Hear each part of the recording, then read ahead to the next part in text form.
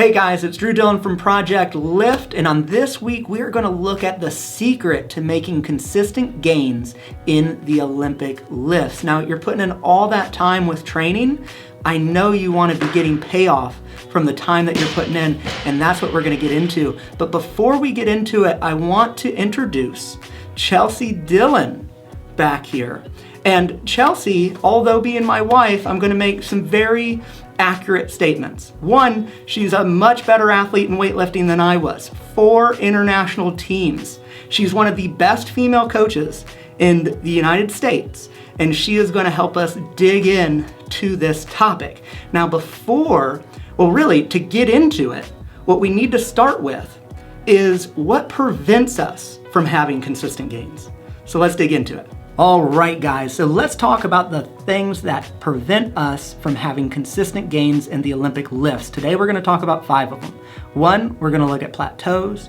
2, we're gonna look at tweaks and injuries. 3, we're gonna look at poor programming. 4, we're gonna look at inconsistent training. And 5, external stresses. Okay, so these are the components that we're gonna look at. I'm gonna dive right into plateaus, the dreaded word. How are we gonna define a plateau?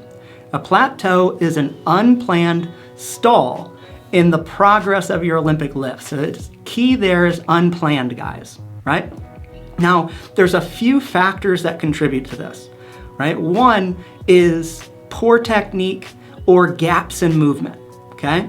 2, we have inconsistent training. 3, poor programming. Since we're gonna talk about the other 2 a little later, I'm gonna dive into that gap in movement.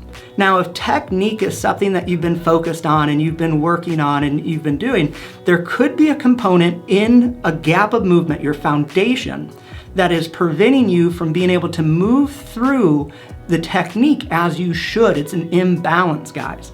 And there's a big opportunity for you. Coming up here, February 1st, we have our free week of vital strength. And that is the class we use with our athletes to strengthen and correct their imbalances so that they are able to move fluidly through technique and capitalize and keep those gains going, all while minimizing pains that are very common to training Olympic weightlifting. So if this is a new area for you, this is your chance to check it out for free, right? So guys, sign up for this, check it out, and let's make sure that this component is set in place so you can keep going on consistent gains. All right, guys, up next, we have tweaks and injuries, which we define as anything that requires you to modify your training.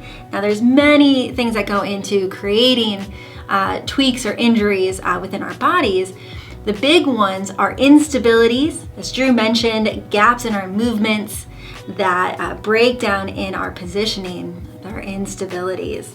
Number 2, that can also lead to tweaks and injuries is overtraining, simply doing too much. Are we doing 10 different workouts a week? Are we doing even 5 and we really should be at 3? Are we giving ourselves adequate enough time to recover and doing the things we need to give back to our bodies? If we're missing that, we are overtraining.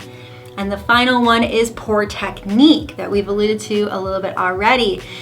Are we moving incorrectly past our knee? Do we have a breakdown off the floor and we're getting tugged into our back that's breaking down the movement, putting stress where we don't want it, and creating an injury or a tweak that is holding us back? The next one we're going to talk about is inconsistent training, and that seems easy to find. You know, are you showing up if you're supposed to be here 4 days? Are you showing up 4 days? Is it 1 day here, the next week 2 days there, right? So that's one way we can measure it, but we're actually going to define this a little deeper, right?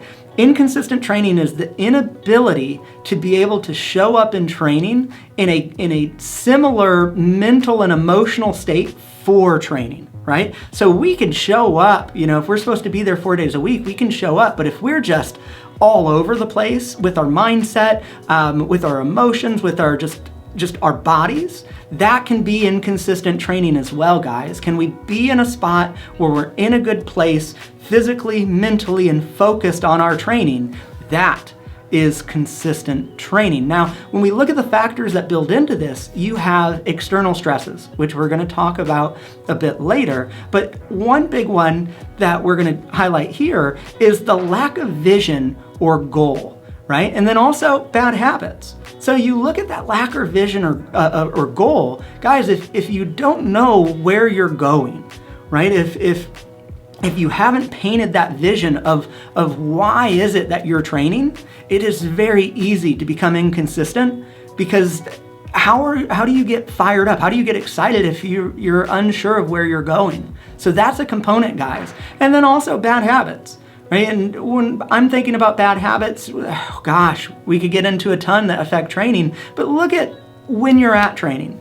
Are you on your phone? Do you have some habit that is a distraction that's pulling you away from that focused physical and mental state that I had mentioned? So guys, when you look at those things, give yourself a moment to reflect on yourself. And if it's that goal and vision, let yourself dive into that, right? Let yourself dig into what you need. And if it's a habit, guys, look at how you can replace that habit, right? What can you do to just flag it in your day to go, oh, I'm doing that thing that one I realized is holding me back.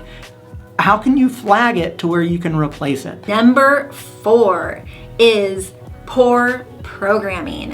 What does this mean? It is programming that is out of alignment with your goals, where you are, and are short-term focused.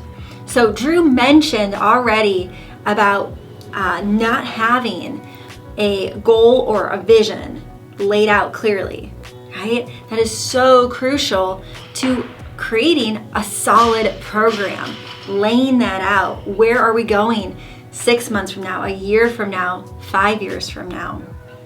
Another factor that goes into our poor programming is inexperience with having to create a plan or a vision. Have you ever done that before? Has your coach ever done that before? Do you have someone to help guide you through this? And if you've done this in any industry, any context whatsoever, in everyday life, in school, in business, at work, right, we can apply this to our training because it is a critical component of it. But if you've never had this experience before, that is a critical part, a critical missing piece to our programming. And we need to put our attention there because we need that clear vision to really help us stay consistent in our everyday to lead us to that future self. All right, guys, and the final one is external stresses, right? Life, work, relationships, pandemics. Guys, really when it comes down to external stresses, we need to really understand what is within our control and what's not. And that's the thing, guys. These stresses are hitting all of us. And I really implore that you give yourself some compassion, that you give yourself some sympathy, right? Some kindness. Because it's so easy to get that mindset of just, I need to suck it up and push it aside. But guys, if something big's going on in life, it's absolutely affecting our nervous system, and that's absolutely affecting our training. And if we have some kindness for ourselves and we're able to see that with clear sight, to be able to make adjustments to where we can still recover and keep training, you're gonna be able to continue making consistent gains, right? But if we paint this picture that it shouldn't matter and we push it away and we shove it down, typically we get into a situation where we're overtraining because we're not able to recover because we're not addressing an added stress on our nervous system. I hope that makes sense, guys, right? Now, guys, one thing I would love to hear from you is down in the comments, out of the 5, which one resonates the most? Where are you stuck? What are you dealing with? And you look at some of these components, guys, I know it's like, okay, well, where do I even start?